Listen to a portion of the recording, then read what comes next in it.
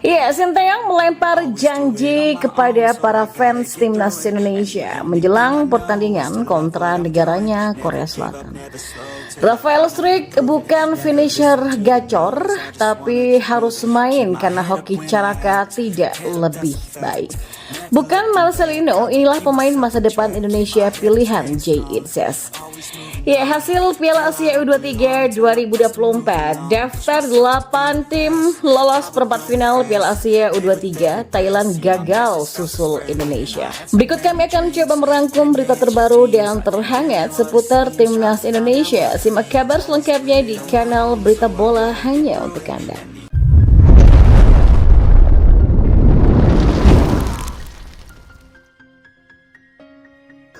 Ya, skuad Garuda Muda sukses mencetak sejarah dengan mencapai perempat final di Piala Asia U23 2024 dalam keikutsertaan perdana mereka di turnamen ini.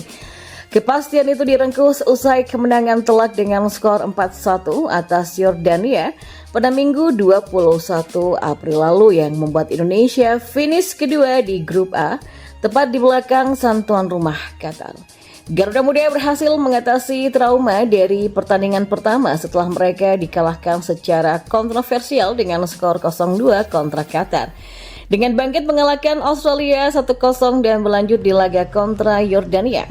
Sinteyong sudah berkata bahwa dia berupaya mengincar kelolosan ke Olimpiade Paris 2024 yang berarti Indonesia harus mencapai setidaknya semifinal untuk memiliki peluang emas tersebut.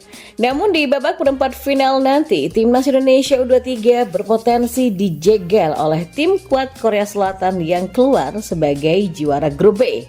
Kendati begitu, Sinteyong tidak gentar dan berjanji bahwa anak-anak asuhnya pasti akan mengerahkan kemampuan mereka seluruhnya, terlepas dari hasil akhirnya adalah kemenangan atau sebuah kekalahan.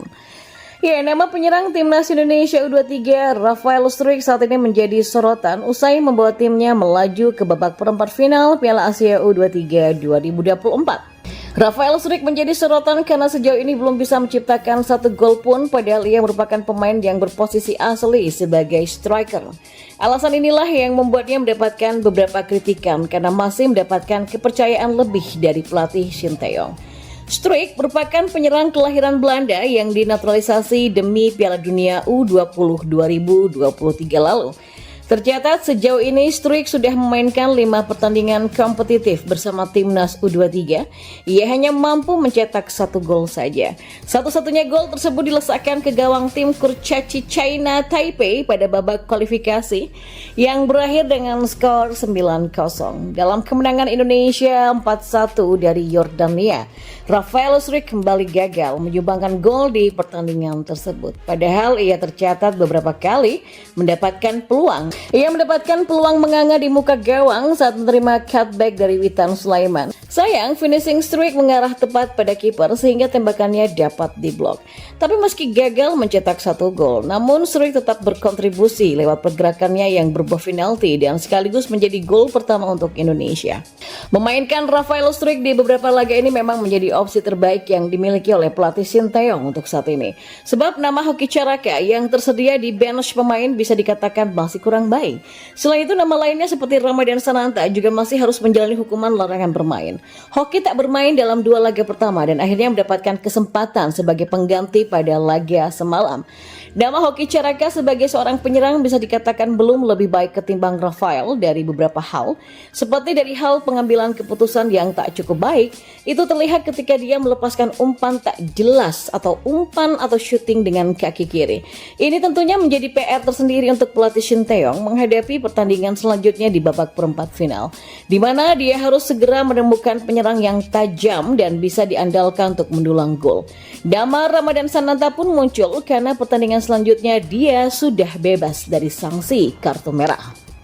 Di sisi lain, pemain timnas senior Indonesia Jay Itzes ternyata tidak memilih Marcelino Ferdinand sebagai pemain masa depan timnas Indonesia. Sebelumnya, Jay Itzes akhirnya bisa merasakan debut bersama skuad Garuda di kualifikasi Piala Dunia 2026 zona Asia. Melawan Vietnam, J membawa timnas senior Indonesia menang back-to-back dan menjadi tim dengan peningkatan peringkat terbanyak di FIFA Ranking edisi April. Namun, di antara para pemain abroad seperti Marcelino, Pratama Arhan, dan Asnawi, ternyata J Itzes lebih memilih pemain lokal dari Liga 1 sebagai pemain masa depan timnas Indonesia. Ya, dia adalah Rizky Ridho yang menjadi pilihan J Itzes sebagai pemain yang punya potensi besar untuk timnas Indonesia. Dari kualitas yang saya lihat di semua pemain timnas, saya pikir Rizky Ridho sebagai pemain belakang yang sangat bagus ya. Dia seorang pemimpin dan juga pemain belakang, jadi saya menikmati bermain bersama dia dari 2 pertandingan ataupun ketika latihan. Rizky Ridho kuat dalam bertahan, tapi dia berani juga untuk bermain, jadi itu sangat bagus untuk dilihat dan ada beberapa pemain lagi yang juga bagus, kata J Itzes. Nah, sebanyak 8 tim juga sudah mengamankan tiket ke babak perempat final Piala Asia U23 2024. Irak dan Arab Saudi menjadi 2 tim terakhir yang merebut tiket ke babak 8 besar. 2 tiket itu diamankan setelah berlangsungnya laga terakhir grup C Piala Asia. Irak dan Arab Saudi mengikuti jejak 6 tim lain yang sudah lebih dulu lolos ke fase gugur. 6 itu adalah Qatar, Korea Selatan, Jepang, Vietnam, Uzbekistan, dan Indonesia. Sementara Thailand yang awalnya digadang-gadang bisa melaju malah harus gigit jari. Thailand menelan kekalahan 0-1 dari Tajikistan dalam pertandingan pamungkas grup C pada Senin malam kemarin. Alhasil mereka harus menempati urutan paling buncit klasmen. Justru Irak yang dikalahkan Thailand sebelumnya berhasil lolos ke babak perempat final. Mereka menjadi pemuncak klasmen grup C dengan raihan 6 poin. Sementara Arab Saudi menanti ke babak gugur dengan mengambil status runner-up grup C. Dan mereka juga punya 6 poin, tapi kekalahan dari Irak di laga pamungkas membuat mereka turun karena head-to-head. Dari grup A yang lolos ke perempat final adalah Qatar sebagai pemuncak klasmen dan Indonesia berstatus sebagai runner-up. Korea Selatan menjadi pemuncak klasmen grup B yang menemani mereka lolos ke babak gugur adalah Jepang sebagai runner-up. Dari grup D meski harus memainkan 2 pertandingan, tapi tim yang lolos ke babak perempat final sudah diketahui yakni Uzbekistan dan Vietnam. Kedua tim juga sudah sama-sama mengantongi 6 poin, jumlah yang tidak mungkin dikejar oleh Malaysia dan Kuwait yang sama sekali belum punya poin. Ya, sementara Uzbekistan versus Vietnam akan dimainkan pada malam nanti. Mereka akan menentukan siapa yang menjadi pemuncak klasmen grup D. Sementara ini Uzbekistan masih di atas karena punya selisih gol surplus 7, sementara Vietnam di urutan kedua dengan surplus 4 gol.